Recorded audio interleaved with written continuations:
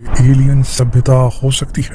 यह सवाल सिर्फ फैसिनेशन नहीं जगाता, सिर्फ क्यूरियोसिटी कौतूहल नहीं जगाता, बल्कि कई एस्ट्रोनॉट्स ने, कई वैज्ञानिकों ने भी ये दावे किए हैं कि उन्होंने चांद पर एलियन के होने के कई सबूत देखे हैं। चंद्रमा की कई पिक्चर्स में चांद की सतह पर कई ऐसी आकृतियां दिखाई दी हैं जो कि वैज्ञानिकों के दावों को मजबूत करती हैं।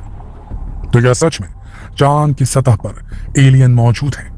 चांद की सतह की गहराइयों में, यानी ऊपरी खोल के नीचे, कोई एक पूरा एलियन शहर बसा हुआ है, एलियन सिटी है।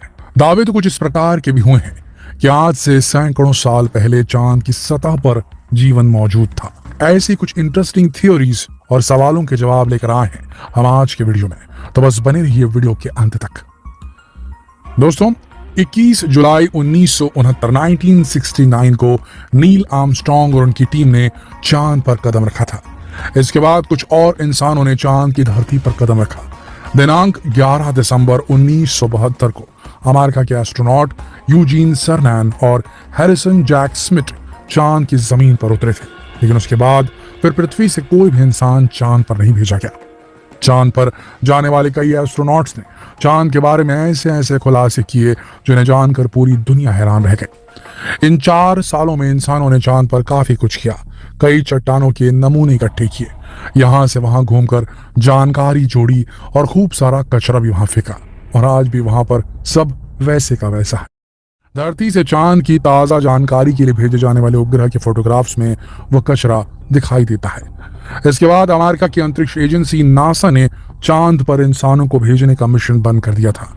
कहा जाता है कि 1972 के मिशन में जब अंतरिक्ष यात्री चांद की तरफ आगे बढ़ रहे थे, तब कोई अंतरिक्ष यान उन्हें गश्त करता हुआ दिखाई दिया था। वो नासा के अंतरिक्ष यान के आसपास आता जाता हुआ महसूस हुआ था।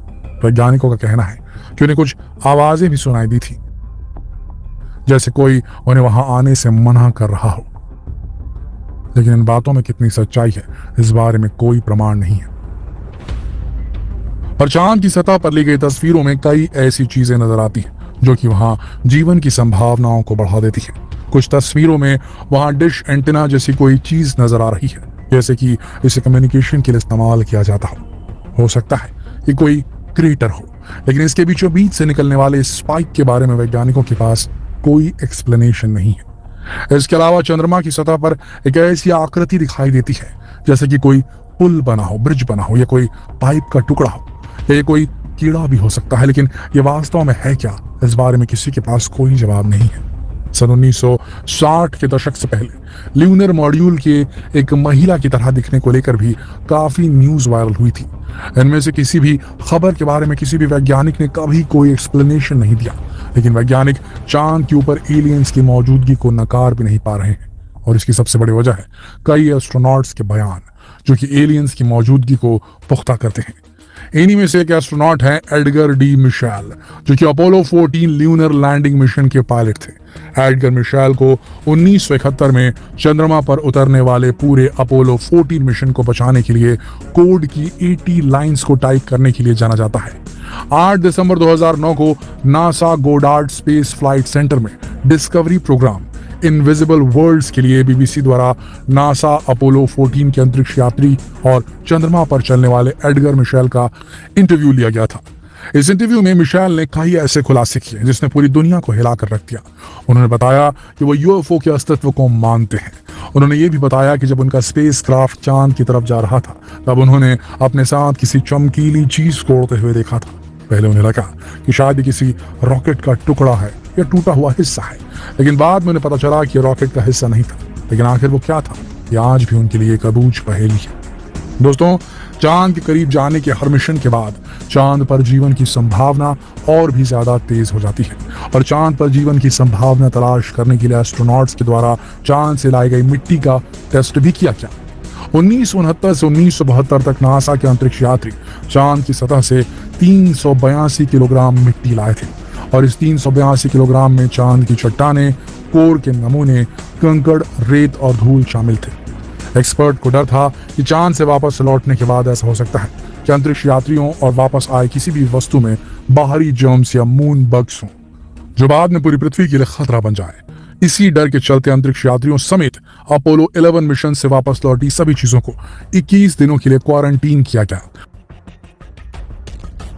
इसके अलावा यह भी जांचा गया कि चांद की मिट्टी या धूल का असर इंसानों के अलावा धरती के अन्य किरणों पर किस तरह पड़ेगा। इसके लिए मिशन से वापस लाए गए 22 किलो पत्थर के 10% को टेस्ट के लिए इस्तेमाल किया गया, लेकिन जांच के बाद भी इनमें जीवन के कोई अवशेष नहीं मिले। इसके बाद वैज्ञानिकों ने इस मिट्टी में कुछ बीज बोकर देखे। इसके 2 दिन के बाद ही बीज अंकुरित हो गए, जिसे देखकर वैज्ञानिक काफी हैरान हुए। लेकिन कुछ ही दिनों में चांद की मिट्टी में उगाए गए पौधे कमजोर दिखने लगे और धीरे धीरे विकसित हुए और आखिर में ये पौधे खत्म हो गए। लेकिन फिर भी ये एक बड़ी खोज थी, जिससे एक बार फिर ये सवाल उठने लगा था कि क्या कभी सैकड़ों साल पहले चांद पर जीवन मौजूद था। वैसे बात रिसर्च में साबित हो चुकी है। एस्ट्रोबायोलॉजी जर्नल में पब्लिश एक रिपोर्ट में 2 टाइम पीरियड्स दिए गए हैं जब चांद पर जीवन की मौजूदगी हो सकती थी। जब 4 अरब साल पहले चंद्रमा के एक मलबे की डिस्क से बनने के कुछ ही समय बाद इससे भारी मात्रा में जलवाष्प और दूसरी अनस्टेबल गैसें निकल रही थी। ये वो घटना थी जब ऐसा हो सकता था कि वहां जीवन हो। दूसरी घटना लगभग 3.5 अरब वर्ष पहले हुई, जब चंद्रमा पर वॉल्केनिक एक्टिविटी चरम पर पहुंच गई थी। दोनों मौकों पर इन अनस्टेबल गैसों के निकलने से सतह पर लिक्विड पानी के पूल बन गए होंगे। साथ ही एक घना वातावरण भी बन गया होगा जो लाखों वर्षों तक बना रहा होगा। मुमकिन है कि उस समय वहां पर एक मैग्नेटिक फील्ड भी मौजूद होगा जो कि चांद की सतह को सूर्य के रेडिएशन से बचा सकता होगा। 1975 में अपोलो 15 में लाए गए मिट्टी के नमूनों में भी चांद की सतह पर पानी की मौजूदगी का थोड़ा ना थोड़ा अंदेशा चला था पता।